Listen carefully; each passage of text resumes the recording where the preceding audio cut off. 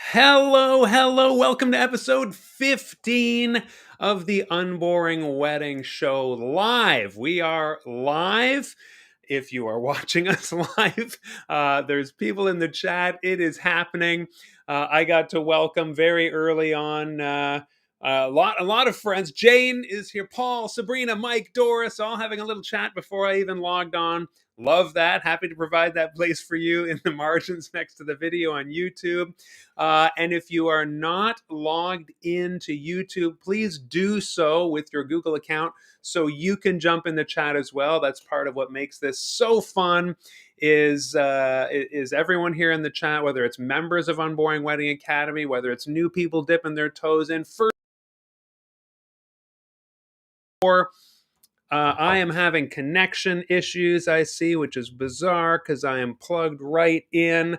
And there we go. Hopefully, we are still here. That was interesting. Again, speaking of live, anything happens. Everything happens. So good to see you here. You are all chiming in with the weather, where you are from. I love that. Say hello. Say where you're watching from, and let us know what's going on. Weather-wise, where you are. It is a gorgeous day here in New Brunswick. The sun is shining.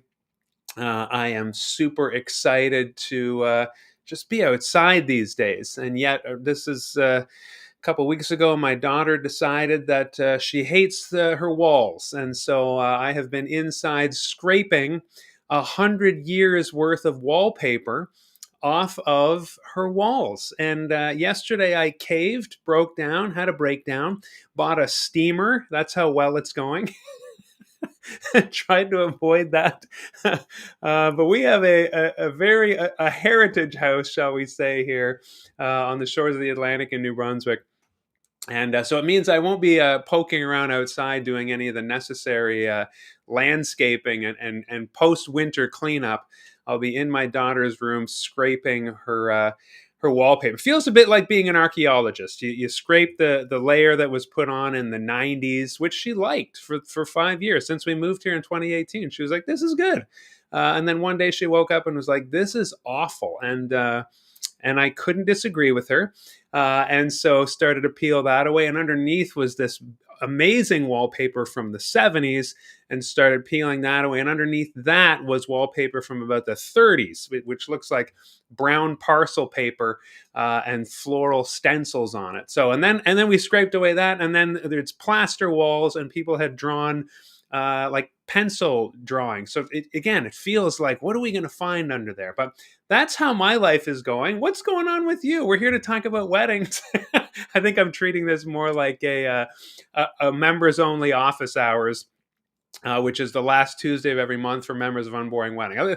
Let's get more serious here. Today we're here to talk about microphones because this is one of the trickiest parts of officiating. And it's funny, I'm reshooting Unboring Wedding Academy, the ceremony course. If you, those of you who are members, or if you come in, you will notice I'm wearing this shirt for stage 6. That's what I'm shooting right now. And I do talk like that whole stage. Stage 6 is how to deliver a relaxed ceremony. And I talk about how you want to be relaxed, in command, when everybody's a stress ball. And a large part, you've done all this work with the script and everything, you've shown up on time.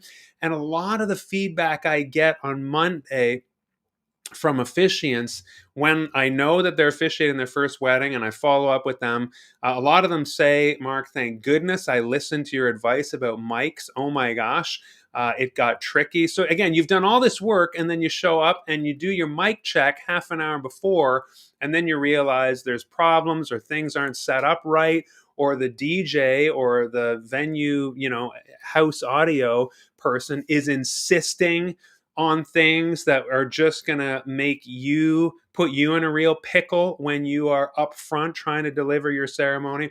I never want that for you. I want you to be focused on delivering, focused on your couple, focused on engaging the guests, and not worry about this thing. And if it's set up right, if you have to hold it, if there's wind, all that stuff. So we're going to talk about all of that today. It is time. I get FAQ'd to death about microphones, which I love because I was just on a coaching call about a week ago, and somebody I was on the phone with this person, and they hadn't really given mics a thought, and they didn't know about what microphones there would be. Yes, this person did not watch that part of the course.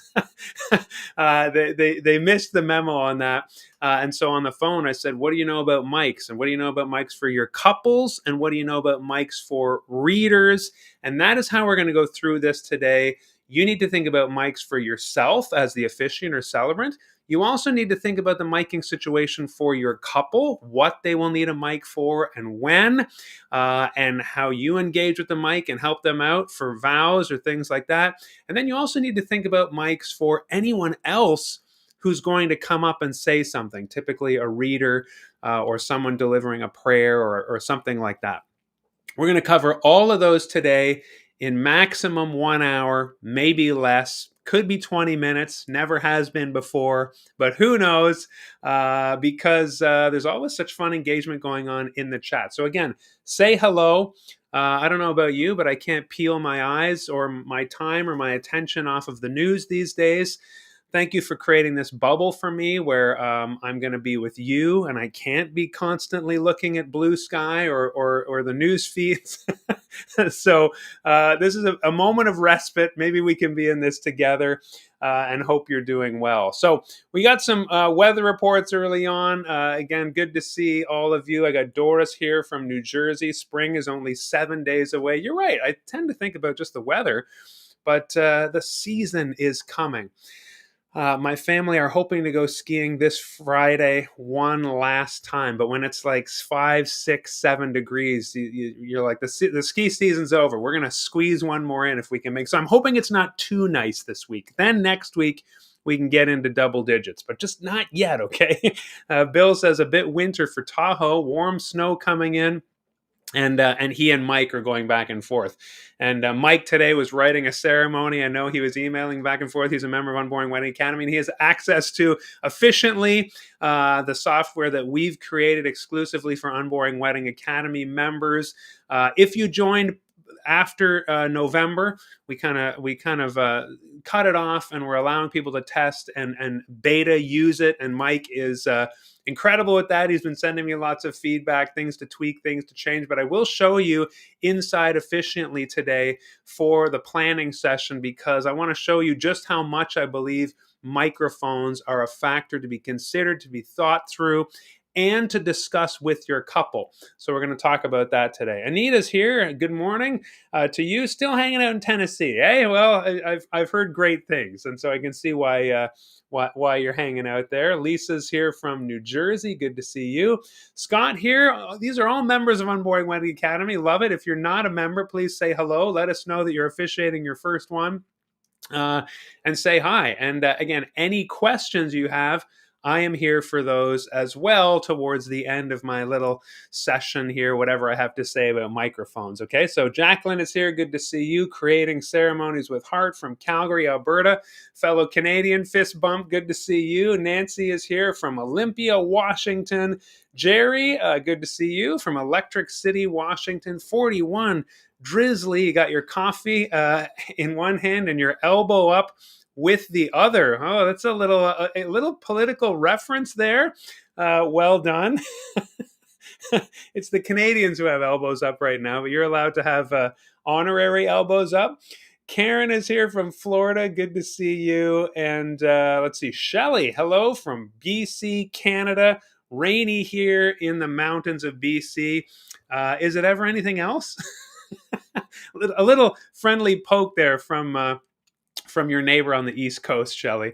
I have visited BC, love it. In fact, visiting Vancouver was one of those moments my wife and I had when we went to Victoria, actually, and said, maybe we can live somewhere other than Toronto. It was BC that kind of kind of got that going for us. Toronto was great, but we just decided there are other beautiful places. We ended up on the ocean on the other side, but same idea, Shelley. Roger's here from Vancouver, and Mark is here from the frigid tundra of Michigan. Is it still frigid tundra over there? Good to see you. Tamara's here from Loves Park. And and now we're getting into my wallpaper removal comments. It is probably, and I've been renovating this 140-year-old house since we moved in and loving it. This is a special kind of hell. It's like unlike any other. I had to scrape a linoleum. I discovered when I peeled back some awful 1980s like plastic flooring that underneath was oak hardwood, but it had been covered with a cement glue. So for about 3 weeks with a heat gun and a scraper, every inch of that floor was reclaimed. That was also a special kind. This reminds me of that. So that's what we're doing here. Mark says 3 days out of your next ceremony, still don't know what the mic situation is going to be. Last ceremony was a fiasco where the DJ didn't come through with the promised number of mics. Mark, you hit on it exactly. Proved my point. We need to be able to roll as officiants, deal with whatever comes up. I'm sure you did that, but I know you're a professional. As somebody who is inside the course and a member and gotten our website service, you are growing your officiant business. So you're gonna see lots of things. We don't go in fearing whatever's happening, but I've had to make really stern game time decisions, just saying this mic is not working. I'm turning it off. Or, there's just sometimes you just have to take command of a bad microphone situation and decide when it's becoming a distraction, when it's taking away from your performance, when it's taking away from the experience of the guests and their central focus on the couple. But there is an ideal. There's an ideal where the mics are working, everything is going well, and that's why I want to cover this today. We try to avoid that, Mark, and the best we can with planning. And so you're saying, 3 days out, you still don't know what the mic situation is going to be, and we are at the mercy of our couple or the DJ or the house sometimes. Mark, as you work more in your area, the great thing is you're going to start working with the same DJs over and over, the same venues over and over. And there were just certain places that I knew, as in New Brunswick, there's hardly anyone new to work with anymore. I've officiated so many weddings all over that I know the names, I know the DJs, I know the venues, I know who's working the soundboard at the venue. And it's really great. And they start to get used to what I like. And they know I like to say, I'm not a diva about anything except microphones. There's a lot that we can roll with, but the microphones really are make it or break it in terms of the guests enjoying their experience. And so much of the Unboring Wedding Ceremony experience is about the guests. Reviews. My guests loved it. I was so happy that my guests could experience. This ceremony is actually going to be interesting. And so people want to hear, like if they know you're going through the motions up there and it's platitudes and they've heard it all before, they don't care if they can't hear. But when you're telling a love story, when you're saying what they love about each other, when you're delivering what other people, I keep getting bounced by bad internet. It really inhibits everyone's experience, right? And so you want to make sure guests can hear well. Paul is here saying good morning from Colorado. I saw you here earlier and said hello. Sabrina says you have a good teacher voice. You got up to about 75 guests. That's neat, though I may deafen the couple. That is one thing I say. So 50 people is generally my microphone cutoff. And again, there's other factors like being outside I've officiated in venues with cathedral ceilings that are designed to carry a voice, and there's 100 people in there, but you don't need a microphone. So there's factors, and we'll get into that a little bit, especially when I show you in Efficiently the questions that I asked a couple around that. But there is the case of, yes, when you're standing right in front of the couple, as you can see in all the photos behind me, you don't want to be shouting in their ear trying to hit the back row, right? So there is that factor as well. However, as I said, sometimes I have had to say this mic's not working or turn off the lapel mic in the wind or something and then step back. So a secret there is to your point, Sabrina, you step away from the couple farther back and say, I'm going to have to step back here and project a little bit. Can you hear me? And then, of course, you know, I've said this 1,000 times. When something is weird, just say what it is. When something unexpected happens, say what it is. So, of course, if you're turning a mic off and bailing, you will say to your couple, "Oh, Sam and Alex, okay, I don't want to deafen you. I'm going to step back. Is this okay if I speak? If everybody, can you hear me at the back? And Sam and Alex, you're all right." People will love that. You just kind of you say your thought process in real time. Say it out loud, and it'll all be good. So love that you're thinking that through, Sabrina, as well. Jeff is here. Good to see you in Winchester. 48, but feels good. It's about what it is here, I think, today. With the sun, though, it feels really good. Shelly has a portable unit to clip on your waist and a wired small mic to speak into. This is interesting. I wasn't necessarily going to talk about hardware or who. I do get asked a lot, Mark, what mic do you have? What mic do you use? And for me, that's simple. And I talk about it in the course. I have never offered to take care of the microphone. If there's no mic, like Sabrina, I'll project. To me, that's all about the couple.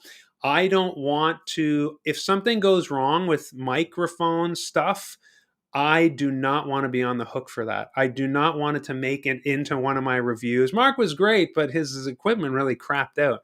Oh my gosh, I want to be absolved from all responsibility of whatever happens with the sound system. A lot of you choose to buy sound equipment, and that's great. I love that you have the confidence to do that and the optimism.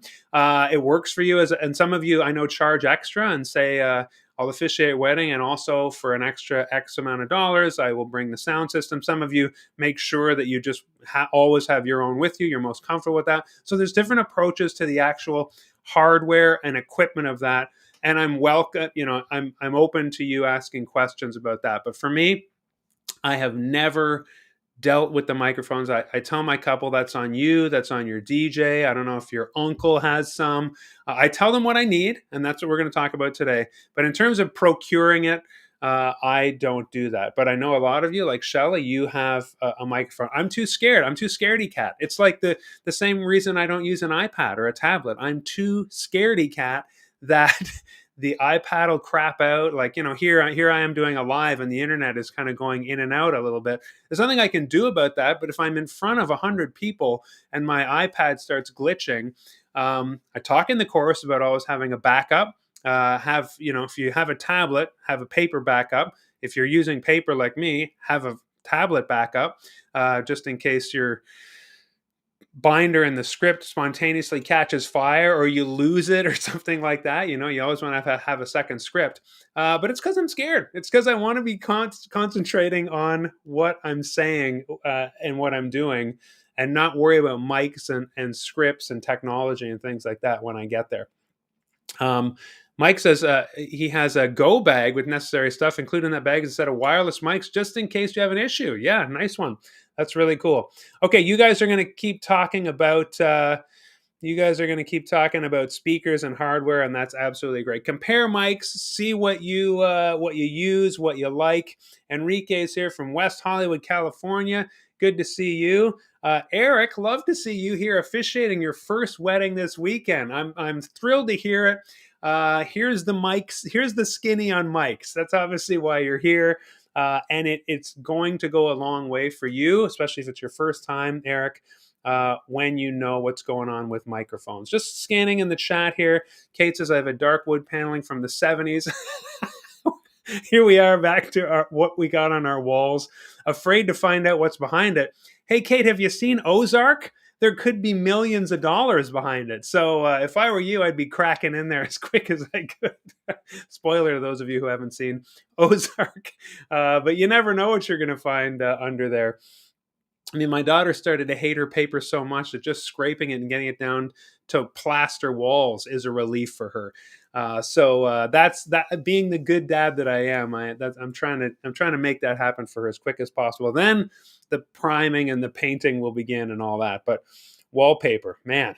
Let's see. You guys are chatting about microphone logistics, equipment, that best equipment. I love that. I'll jump in while we're here and talk about how, one time there's a DJ that I work with all the time, DJ Steve. We were doing a wedding on the beach, and he came up to me with a lapel mic, and I literally flinched. I was like, "What are you doing, Steve?" He's a consummate professional. He's so good at what he does. And I was like, "We're on a beach. You're putting a lapel mic on me. Those things are horrendous in the wind. You can just put that back in your bag, Steve." And then he said, "No, this is the Rode Wireless Go, and you just got to trust me." And it's shaped like a little box.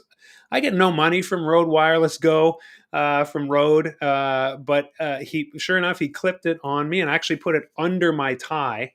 It's a little box. There's no exposed speakers, and it was a windy day on the beach, and it was dead silent. He had a battery pack, like wireless speaker that he cranked up. It's amazing what can be done now. And I've seen all that portable sound equipment, blah, blah, blah. But I had never seen, this was 3 years ago, I'd never seen a microphone that worked in the wind, a lapel mic, a clip on, except the Rode Wireless Go. And there's probably others now, but many DJs have still come up to me here in New Brunswick with that exposed little microphone that the second you clip it on and there's any wind at all everyone hears is a roaring noise. So, yeah, continue to share notes on excellent hardware, which, is officiants like to talk about that, and it's a really important part. And that's a good segue into how we want to talk with our couple. And sometimes, to Mark's point, he said, wedding's a few days away, he still doesn't know. In the wedding workshop, 4 to 6 weeks before the day, and we just had a live where I talked about deadlines and timelines. So if you've been along for the ride with us, you know that 4 to 6 weeks before the day, you have that wedding ceremony planning session where you sit with your couple. They haven't done any homework necessarily, and you tell them that it's my job to sit with you and go through all the details of your ceremony. And so I'm going to just go into Officiant here efficiently and show you. This is the dashboard. When you log into Efficiently, and if you have unlimited, you can have as many ceremonies as you want. So you see there in the margins on the left-hand side, I've got multiple ceremonies here. And so when you click into a couple, you will see the 9 tiles here that you click into. These are basically the 9 steps of the ceremony creation process. And I know a lot of you, after I do live, say, "How do I get my hands on this?" If you were a member of Unboring Wedding Academy before the end of November of last year, you got a free 1 ceremony use. Many of you came in as lifetime founding members, and I will be re-releasing this after Mike is done beta testing. Teasing Mike a little bit, but he has been so diligent about uncovering the things, that little glitches, software. I've learned that software is a real pain, but this has been a dream of mine for years. So I want to go in and show you, when we go into that first tile, wedding workshop, which is the first step of the ceremony creation process after you create your ceremony in this software, of course. You'll see I'll click in right here, wedding workshop. This is the Sam and Alex ceremony. And you see here how on the left-hand side, we've got all these categories of things. And so we got ceremony details, vendors, 15 minutes of ceremony, ceremony start, opening remarks, ceremony music, Sam's party, Alex's party, entrance, standing order. All those things you click into. Well, here we are in ceremony details. Then I've got vendors here. You click, you see all the vendors, photographers, videographer, planner, DJ, live. You add them all in here, and they get dropped into the script automatically in the next panel. No more copying or pasting or things like that. But look at how important microphones are. That's why I want to go here, because this will show you how I sit with my couple and how I talk to them essentially about these 3 important different parts: the officiant mic, the couple mic, and any reader mics. Okay, so that's what I want to get to here. We click into microphones, and you see the questions, not many, but just enough to have this discussion with your couple. Input that information, and again, then it gets ported automatically into the script in the next tile of Efficiently. No more writing or copy or pasting from scratch. Okay, so the first question I always ask the couple is estimated number of guests attending. And I love that Sabrina already hit on this. She said 75 is her kind of projection max with her teacher voice. I have a similar voice, but you don't want to blow your couple away. Now, I will say the ideal setup for mics is Can you guess what I'm going to say? Drum roll. Think that the ideal setup for mics is not having a mic. That's ideal. If we didn't need a mic at all, that would be the best. Unfortunately, though, it's hard for people to hear in a big crowd, so we do need to think about mics, the logistics of mics. I was watching Hamilton recently with my family again, and you can see how they have like some of the characters have mics that are like pinned to their foreheads, like bobby pinned into their hair. It's really fascinating how, like, on a Broadway play like that where there's singing and jumping around, they have to think about miking every character, and I'm sure it's a logistical nightmare. Similar for officiants, we have to think about this. Why do I say estimated number of guests attending, though, for the very first question? The reason for that is because was my cutoff, I would say. The reason is if there's a lot of people, you're going to get kind of a quorum where projection is needed, amplification is needed. Sabrina said 75. Again, 50, I would say, is the point at which you really need a microphone, whether you can project your voice or not. Under 50, I typically say to the couple, oh, I don't think we're going to need a microphone. Now, you're going to know the number. It might be different for everybody. If you think you have a soft speaking voice or you're outside, then err on the side of getting a microphone. I would rather, and this has happened, it happens a lot still. This is not a rookie thing. This is, I would rather have the microphone and be planning for one and then get there and go, I don't think we need the microphone, and then take it away or just, move it off to the side. I have done that before, and I love it when I don't think we need a mic. This is a great event. It's very quiet. Everyone can hear me. It's very intimate, the lawn somewhere or a smaller room. But if you get somewhere and you say, oh my gosh, no one's ever going to be able to hear me, and we didn't plan for a microphone, you're going to have a problem. And I think of like a little place in St. John, the Shadow Lawn Inn in Rothsay that I've officiated. It's a little side lawn, beautiful little place. The weddings are usually small, but it's right next to a major road. And so with all the cars driving by, it doesn't matter that there's 40 people. They wouldn't be able to hear. So we always need a microphone there. So you need to ask what the situation is. And that's why the first two questions, I'm kind of getting ahead of myself here. The first two questions are estimated number of guests attending. Like I say, 50 or under. I asked a couple. This is where we really get a sense of what's going on with their venue. It comes up first thing in the conversation. As I said, you got ceremony details, which you've answered before. Typically, you've got their vendors, and then we're into microphones, and you're learning how many guests are going to be there. And then the second question is, you see the drop down: is it indoor or is it outdoor? Indoor or outdoor? Because that's going to make a difference on your decision as to whether or not you need to continue this conversation.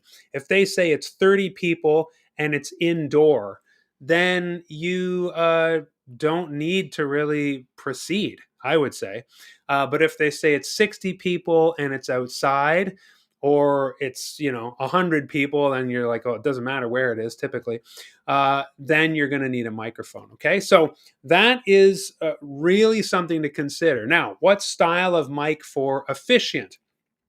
I am going to say, friends, something controversial here. And when you see this, when you click on it here, what style of mic? It's a drop down.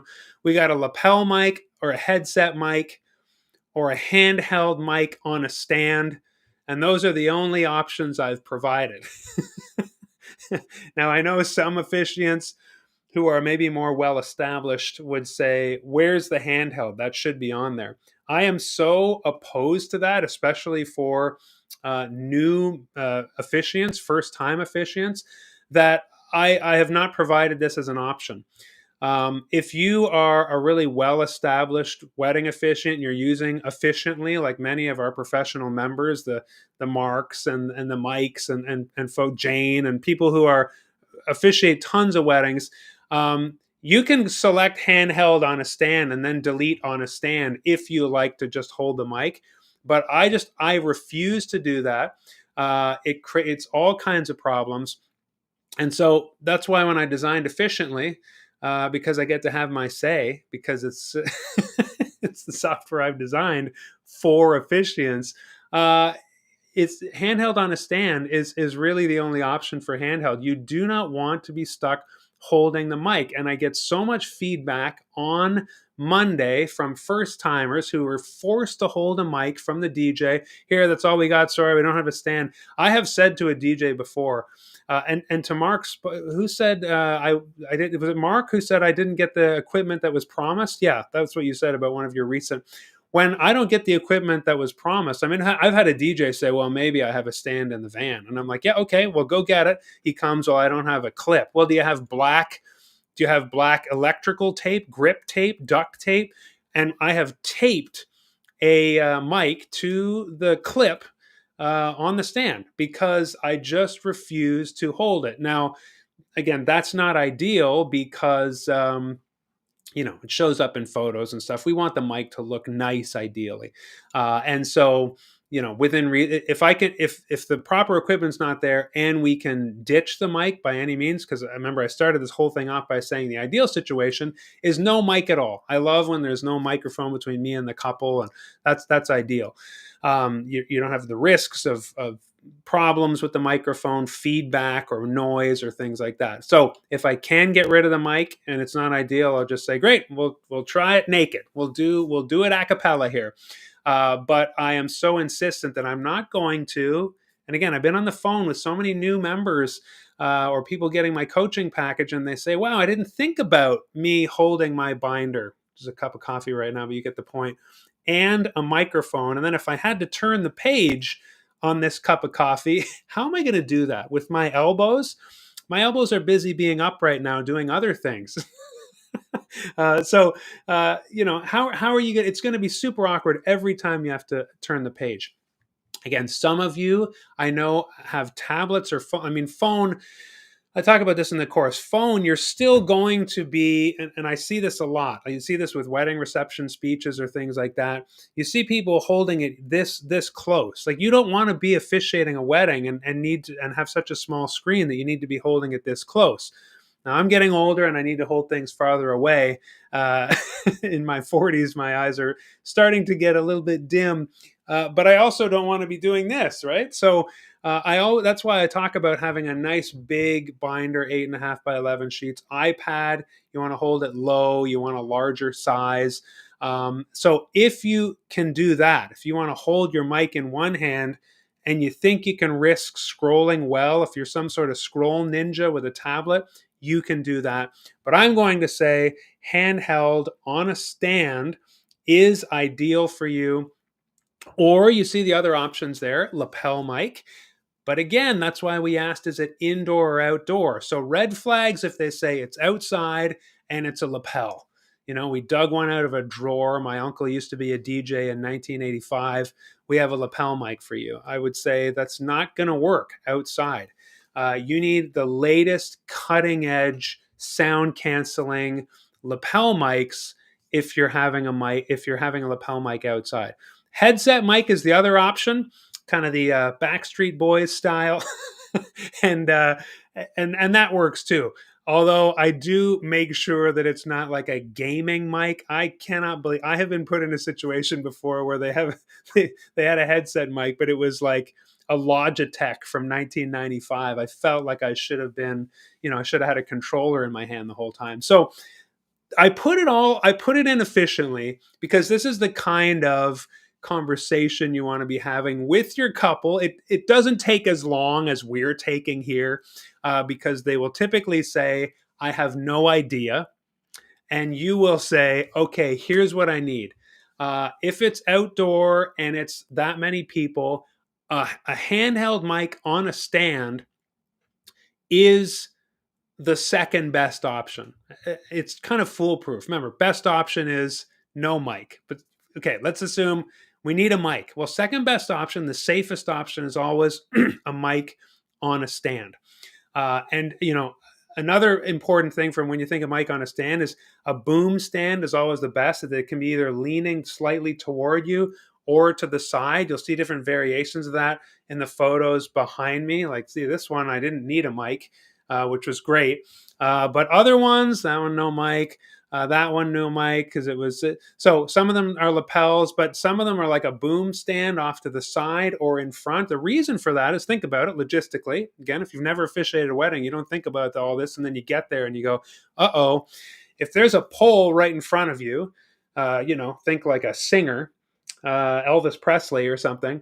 Well, you've got a binder, and a big binder. I would say like a nice 8.5 by 11 normal sheet. Are you going to hold that outside of the pole? No, you're going to have to stand there, and then the pole will be too far away from you. So that's why you want a boom stand, ideally. I have done it in a pinch where, you turn the gain up a little bit. The pole is too far away. The mic stand is too far away, but you can project into it. But these are all things that we need to consider. It comes from experience. I know those of you who are experienced officiating, you know this, but when you haven't, you're encountering it for the first time when you arrive. And I just want you to think this through with your couple. So like I say, if they say, I have no idea, say, okay, mic on a stand is foolproof. Can you talk to your DJ about it or whatever? And again, I put it in their court, and often I ask them to confirm. So I'll make a note in the script draft version and say, please confirm if they don't know. I won't just say, great, I'm sure you got it.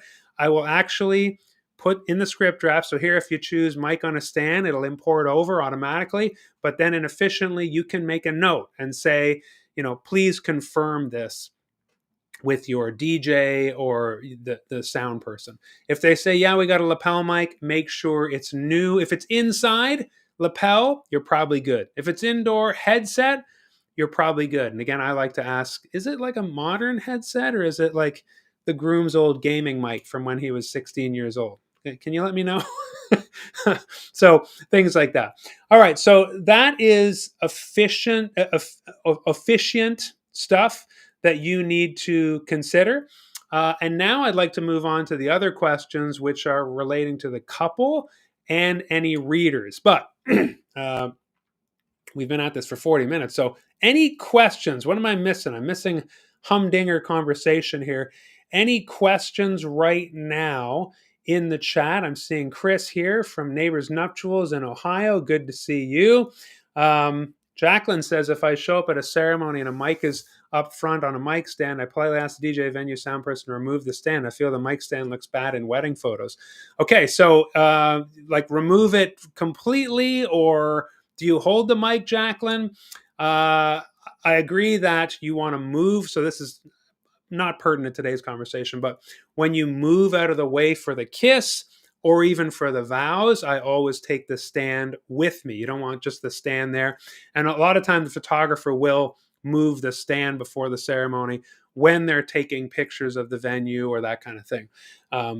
Yeah, so it is good to be thinking about photos. Also, photos are important, but also being able to do your job comfortably up there is important as well. Okay, so I'm not seeing any questions here aside from, hey, hello, Yvonne. Really great anecdotes. I had an outdoor wedding where the couple said they had a mic. I arrived to find it was a shocking pink mic from their daughter's Barbie karaoke toy. Oh, love it. We see a lot, don't we? Wedding officiants and celebrants. It is so fun. Thanks for that chuckle. And then you decide, Yvonne, do you go with that, or do you see if you can make some changes? Testing 1, 2 on the Barbie karaoke mic. That is so funny. Okay, so now moving on, because I don't see any questions. The next question in Efficiently is, if I can get it up here, do the couple need mics for vows? Now, I actually am getting this changed. Mics for vows, you say, well, each marrier needs a mic one at a time. So really it's, do the couple need a mic for vows? Yes, I'm putting that on the Efficiently update to-do list because I think it can be less ambiguous. The couple need a mic. And the reason why I would say a mic and for vows is, well, let's take these one at a time.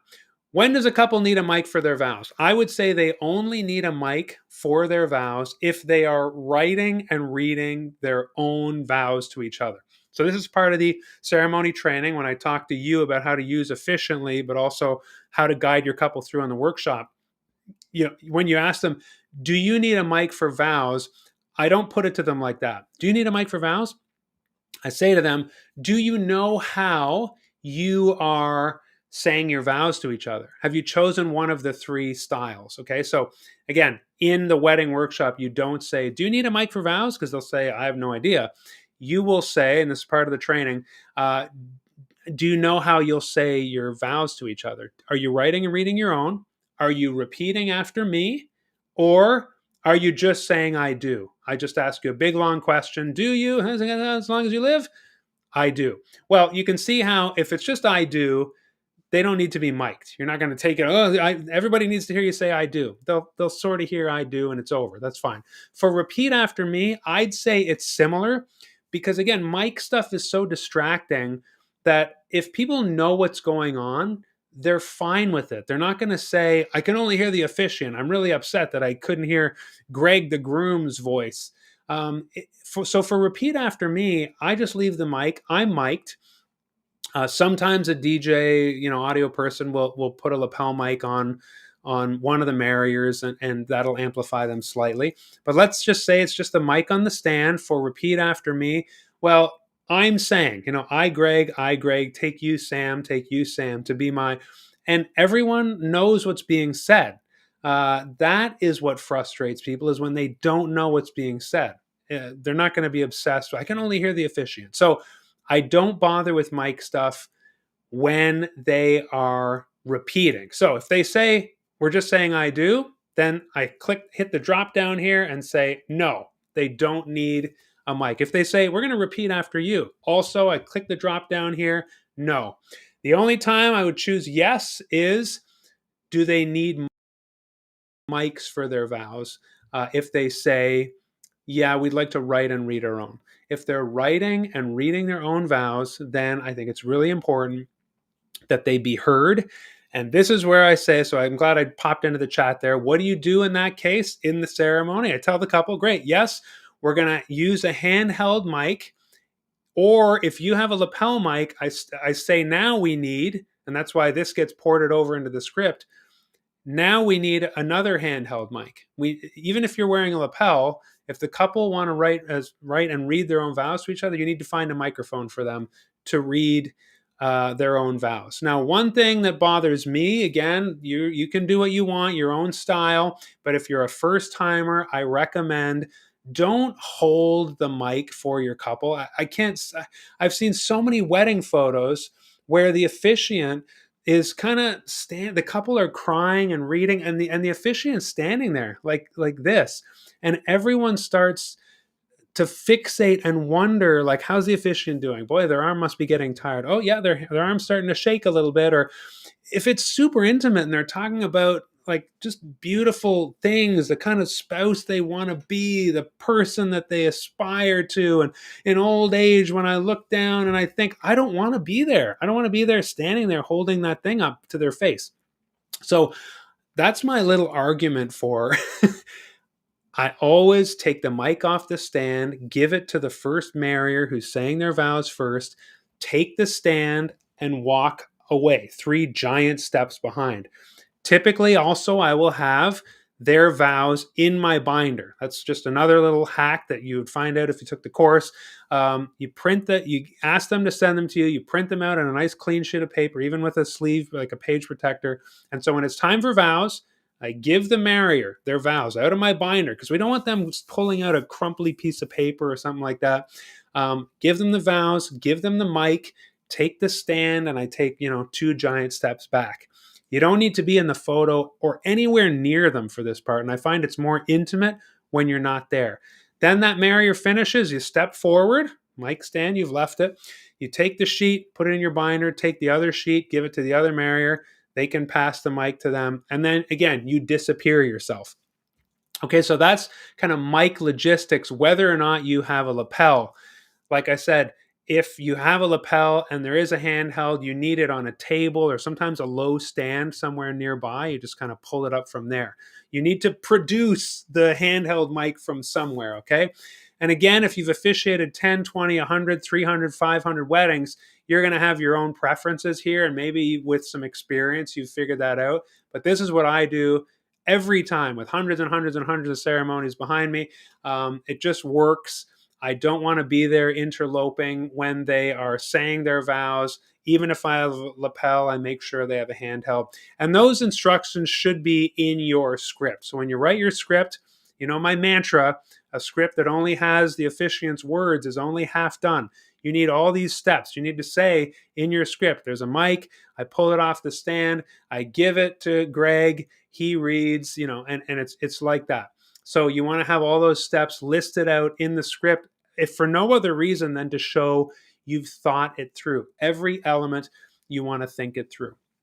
Okay, so wrapping up again, if they're writing and reading their own vows, they need a mic, let them hold it. If they're saying repeat after you or just I do, don't worry about miking them at all. Some couples do a hybrid. And so again, if they write and read their own, they do that. Then you put it back on the stand there again, and then say, and now they would like to say traditional I do's, and you ask the question and they can say I do. But the same rule applies. You don't need to mic them for just saying I do. Okay, so now we've covered the couple.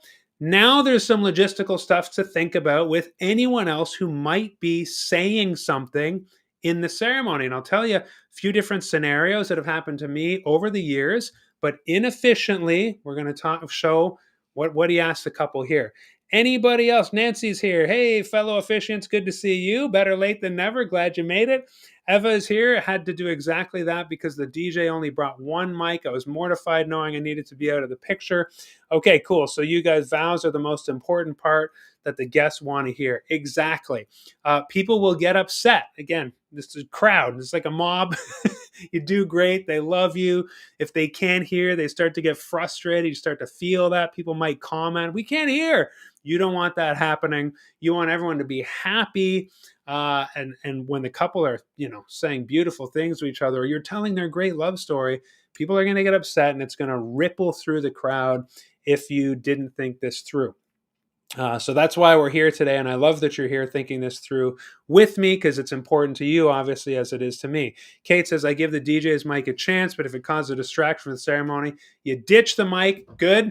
And some of you have brought your own equipment as well. I know I've talked to Ben Height, who a great member of ours. He's not here today, but shout out to Ben, because you have talked. He's sought out. I know he got the Rode Wireless Go. He's got a speaker in his car. So if you want to have a backup in your car, if the DJ or the couple, sometimes it's just the couple, they haven't hired a professional, they brought the karaoke set and they thought it would be fine, and it's actually a disaster. And if you can pull that out of your trunk, that's all the better. It's another save the day moment. But like I say, I'm still too nervous that something doesn't go right. The battery goes down in the middle of the ceremony, and then it makes it into the review. Like, 4 stars out of 5. Loved the ceremony, but the mic crapped out, the battery died. We'd really expect more. I don't want to be a sound person as the official. I don't want to deal with it at all. Okay, so now let's talk about readers. So that's the last question inside Efficiently is, are there any readers who need mics? Now, when I say reader, it could be because sometimes they might say, no, we don't want a reading, but we did want like my grandma to come up and say a prayer. So this is where you're going to start. I'll say something like, or anybody else participating that you can think of. And a lot of time, this is where they'll say, yes, we want a reader, or we want a reader and someone to pray. Or sometimes they will want somebody to just kind of stand up in the seats and do or say something. So this is the time to think all that through, and we got this drop down yes or no. Okay, so let's kind of work through the scenarios of if they say, yes, we have a couple of readings. And I'm trying not to go down the reading rabbit hole where the couple sometimes say, do you recommend a reading? And I say, no, not at all. And that always surprises them, and it surprises people who hear it. But I don't recommend readings, because if the reading is not something that's coming from the couple, I think we should scrub it from the ceremony. You don't need platitudes. You don't need fillers for an unboring wedding ceremony. Guests can sniff that out, and it's kind of like an eye roll moment. they're like, oh, here we go. But if the couple has chosen something from their heart, something that really is meaningful to them, and my couples always appreciate that. They typically, if they choose a reading, say, oh my gosh, I'm so glad Mark didn't just let us get away with First Corinthians 13 or whatever. And I've talked about this before. I've told this story of when I said this to a couple, they said, oh, well, we wanted a reading. And I said, well, can you think of something that really means something to you? And this bride chose to have her dad read Oh, the Places You'll Go by Dr. Seuss. And he read that book because he read that to her as a little girl. I can barely ever say this without starting to get choked up, because I have two kids and I have a daughter, and I read that book to them as well. So on the wedding day, it just reached into everybody's heart, and so there wasn't a dry eye in the place. And the guy was reading Dr. Seuss, for goodness sake. That's the power of a good reading. I said I was trying to avoid that rabbit hole, and I fell right into it. But you're not surprised. Here's the thing, though. I'm telling that story because what they decided for him was that he would just stand up in the front row where he's sitting in the father of the bride's seat. And instead of coming right up or anything like that, he would just be given a mic. So we had a mic ready for him. He stood up and he turned and he just kind of read it from the seat. He actually stepped back so that he could see his daughter and her fiance and the guests. And he was comfortable to hold the mic and the book. Now, again, we talked that through. He was a bit of an outlier in that sense, but he was very comfortable in people. Why was he an outlier? Because here's what I'm going to say: the best setup for readers is typically a stand off to the side, and I mean like a music stand, something that they can rest their book or their reading on, and then a mic on a stand in front of them. The reason for this is often readers are not trained or not public speaker-esque the way her father was. They typically get up there with a piece of paper and they're shaking and they're looking down. And if you say, hold the mic, and they have this piece of paper that's blowing in the wind, it's a disaster. So it's really helpful for a reader most of the time, as I've seen, to put their reading on the mic stand, hold it with both hands, and then just read into the microphone. So you'll want to do this early, one of those early checks. You show up, you adjust the height for the reader, you make sure it's a good height for them. If there's multiple readers, then of course you'll want to talk to them about like adjusting the mic properly when it's their turn to read. But ideally, I find for a reader, a mic on a music stand at the end of the line, on either the left or the right, at the end of the marrier's party, is best. Now, sometimes I have a reader come and take my place where I'm standing. But the reason why, like I said, that's not the most ideal in every situation is because you don't have a music stand. And I always recommend officiants don't have a lectern, or don't put things between you and the couple and the guests. It's literally a physical barrier.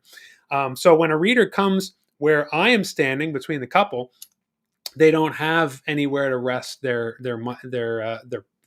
book or their paper, and so they're typically holding it. However, the mic is on a stand, so that works as well too. So those are the two best options for a reader, and that's the kind of conversation that I have with the couple right here when they choose an efficiently, and they say, "Yes, we do have a reader who's going to come up," and I say typically, "Okay, so a music stand at the end is best, or they can come up and stand where I am. Which one do you prefer?" And it's kind of like a toss up a lot of the time, 50-50. As far as grandma coming up and saying a prayer or something like that, I typically will invite just a speaker to come and stand where I'm standing, especially if it's an element like that. Like I consider a prayer to be kind of one of the elements of the ceremony. And yes, grandma will typically have a piece of paper or something, but for something that weighty, that important, and especially if they're praying over the couple or something like that, then I do invite them right to the center. When grandma gets there, I typically adjust the mic, and then they read. Okay, so this is part of thinking through every little logistics. We've talked about this with unity ceremonies for a candle lighting. Get there, look at the table. Do this, of course, when you're writing the script ahead of time. In the ceremony script draft, when you're sitting down to write this, think through everything. We've tried to preload things inefficiently to have the instructions there already for those kinds of things, as sand mixing or as candle lighting, the bullet points of like, here's what you're going to light. You got the candles, you're going to light, strike the match, you're going to light all the things. But when you get to the ceremony space on the wedding day, think it all through again and make sure everything's there. Well, this is similar. You want to think about the person walking up. What do they need? What are they going to do? What's going to make them feel uncomfortable? And you want to mitigate any discomfort that the reader has. And you don't want them holding the mic 95% of the time. Like I say, there was that one dad where he did it from the seats, but he still kind of stepped back. And that was only because he was already in the front row. He just thought it would be a lot more casual as opposed to coming in the front. And the space was really intimate too. That really determined it as well. It was kind of a tight room. And so it was more conducive to that kind of thing. So that's why that panel is so important inefficiently, because of what I just said. I'm going back here and showing you now that the roundup, it'll make sense to you why, how many guests are there, and is it inside or outside? You want to start talking to your couple about the space, then you can properly go into what style of mic do I need? Is it a handheld on a stand or a headset or a lapel? What kind of mic does the couple need? And this is where you ask them, have you chosen one of the vow styles? Do you know how you're going to say your vows? It's going to be write and read your own. Then you do need a mic. Repeat after me. Say I do. You don't need a mic for either one of those, I would say. And then, are there any readers who need mics? Yes, we have somebody coming to read this poem or whatever. Great. Ideally, a music stand off to the side, or they can stand where I am, but they're not going to have that lectern, that stand, that surface to put their reading on. So you have to consider that as well. Okay. Any questions now as we bring this to a close with 4 minutes to the top of the hour? Sabrina says, "Am I incredibly out of focus? The connection seems iffy." Okay, it's probably not out of focus. It's probably pixelization or something like that, because I'm looking at myself and it's crystal clear, like it or not. Mike says, if you do that, it's great. Just know if you take the responsibility and something is wrong, they'll hold you accountable. Yeah, that's for miking, I think. Let's see. Nathan is here and says, Nathan here from New Zealand was appointed as celebrant just last week. Your content's been a great help. Awesome. 5:50 a.m. Wow, that is amazing. 10 degrees, early autumn. Well, I will stop talking about how excited we are about spring because you are heading into winter. But Nathan, love that you're here on the other side of the planet. And congrats on being appointed as a celebrant just last week. And I look forward to this career for you because, as we always say, this is one of the most rewarding things I can think of doing. It is so fun. It is such a pleasure. I ran for office last year. I've talked about that. So I was campaigning all year, didn't win. Even when I was, taking a break on weekends from knocking on doors, I'd officiate a wedding and say, I love this so much more than campaigning. And then, I had to consider what happens if I win and I can't officiate weddings as much. And then I was really glad. I was a third party candidate. I wasn't, expecting to win necessarily, but I wasn't running to lose either. But yeah, this is incredibly rewarding. And so you're going to see that. So congrats. Mike is making some awesome comments here. You've had a DJ not provide the sound for the ceremony due to rain, 85 guests by the ocean. I now toss speaker. Okay, so that's interesting, Mike, because I just had, and I referred to this recently. I had a DJ do the same thing. He was sitting inside the reception hall and said, "I'm not coming out there." So I brought my phone out. The venue dragged a speaker out, and we kind of made him feel bad. Then he reluctantly came out and said, "Okay," and that made it into one of my reviews. You can find it on Google, my business for Unboring Wedding, where the bride said, "Mark really pushed to get things figured out there." And thankfully, this was a venue that had a speaker. But I was suddenly impromptu DJ 15 minutes before because I knew that it would really sully the guest's experience not having music for the processional. I was flummoxed. I was baffled that they were okay with that. Like Eva said, you just want to make sure that your couple is the kind of couple that won't ding you if something bad happened to your equipment. And I think if you pull out an emergency like that, saving the day, your couple would be very understanding. Um, okay, so let's see. Eva says, I'm so happy to see you and get all these wonderful tips from your colleagues. That is awesome, Eva. I love that you're here. I love that all of you are here. Hopefully that was helpful. Like I say, I get FAQ'd a lot about this. It is not a small thing. It is a big deal getting this right. And so hopefully that was helpful for you. You got to remember there's the officiant piece, there's the couple piece, and there's the reader piece. It's not Hamilton. We're not jumping around. We're not singing, but it is up in front of people. And like I said, when everyone can hear everything that's being said up there, they're happy. But when they stop being able to hear what's happening up there, you feel that rippling dissatisfaction. So you can project, but you also might blow your couple away. So there's all these factors. The ultimate goal is just that everyone can comfortably hear what's going on up there. Tia's here. Good to see you. And you keep your mic set in the car because of that kind of thing happening. Yep, absolutely. All right. Thanks, everyone. I'm going to let you get back to your lives. The bubble of the little bubble of sanity is over. Let's head back into the world now. And I will see you. I believe I have to take a break next week. Got a board meeting here in town for a very important nonprofit that helps folks dealing with homelessness. And so, unfortunately, they schedule their board meeting right on Wednesdays at 1. But as I've said before, it kills me. I feel divided, but it's such an important, worthy cause in our town that that I need to take a little break here and there for a board meeting. So I will see you in 2 Wednesdays from now, and I believe I'll see members for office hours on the 25th of March, which is my birthday, the last Tuesday of the month. So I'll see members then.